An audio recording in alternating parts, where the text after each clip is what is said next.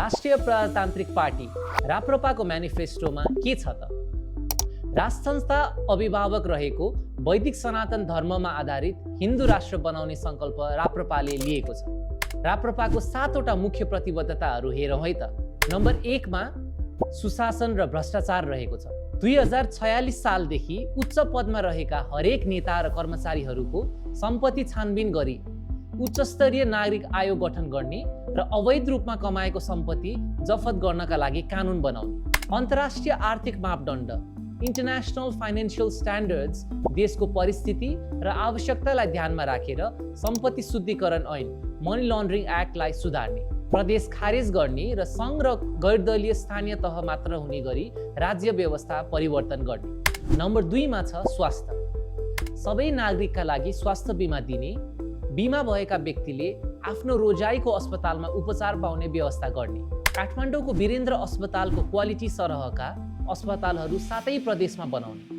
निजी औषधि उद्योगलाई आवश्यक सहयोग गरेर आत्मनिर्भर बनाउने। नेपाललाई स्वास्थ्य क्षेत्रमा एडभान्स इन्फ्रास्ट्रक्चर भएको देशको रूपमा स्थापना गर्ने। अब नम्बर 3 मा छ जलवायु परिवर्तन। ह्युमन लाइफ र वाइल्ड लाइफ बीचको द्वन्द्व कम गर्न विशेष कार्ययोजना बनाएर लागू गर्ने। आगामी दशकलाई जलविद्युत हाइड्रो पावर बेस्ड ऊर्जा उत्पादन दशक बनाउने। ग्रिन हाइड्रोजन प्रोडक्सन बढाउने र पेट्रोलियम आयात घटाउने। इलेक्ट्रिक ट्रेन, पडवे जस्ता अत्याधुनिक यातायात विस्तार गर्ने राप्रपाको प्रतिबद्धता छ। नम्बर 4 मा छ अर्थतन्त्र। 5 वर्षभित्र आर्थिक वृद्धि दर 7% भन्दा बढी बढाउने। 2087 सालसम्म नेपाललाई मध्यम आय भएका देशको स्तरमा पुर्याउने। आर्थिक क्षेत्रमा निजी क्षेत्रको मुख्य भूमिका रहने गरी व्यवस्थापन गर्ने। कर प्रणालीलाई सरल, वैज्ञानिक र समयानुकूल बनाउने। दोहोरो कर डबल ट्याक्सेसन हटाउने। कर दर बढाउने होइन, करको दायरा बढाउने भन्ने राप्रपाको प्रतिबद्धता रहेको छ। त्यसै गरी नम्बर 5 मा छ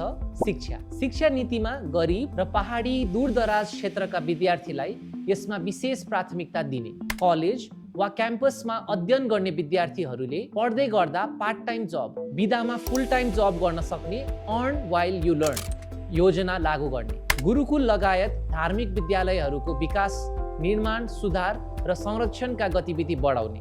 बुढानीलकण्ठ विद्यालय जस्ता मोडल स्कुल 7 प्रदेशमा स्थापित गर्ने। र अन्तिममा एजुकेसन सिस्टम सुधार गरेर विदेशी विद्यार्थीलाई अध्ययनका लागि आकर्षित गर्ने। नम्बर 6 मा छ सामाजिक न्याय। यौनिक र लैङ्गिक अल्पसङ्ख्यक समुदायलाई रोजगारी, स्वास्थ्य सेवा र निशुल्क शिक्षा सुनिश्चित गर्न इन्क्लुजिभ पोलिसी बनाउने। अन्तर्राष्ट्रिय श्रम सङ्गठन ILO को मापदण्ड अनुसार औपचारिक र अनौपचारिक दुवै क्षेत्रमा काम गर्ने कामदारहरूको सामाजिक सुरक्षा, स्वास्थ्य र जीवन बिमा सुनिश्चित गर्न पहल गर्ने। वास्तविक भूमिहीन र सुकुम्बासी को हुन् भनेर पहिचान गरी उनीहरूको आवासको समस्या समाधान गर्ने। नम्बर 7 रोजगारी। आर्थिक रूपमा सक्रिय जनसङ्ख्या, इकोनोमिकली एक्टिभ पपुलेसनको विवरण राख्न, जनशक्ति र रोजगारीका लागि केन्द्रीय डाटा प्रणाली सेन्ट्रलाइज डेटा सिस्टम स्थापना गर्ने। यातायात, डेलिभरी, फ्रिल्यान्सिङ, सरसफाइ, केयर होम जस्ता क्षेत्रमा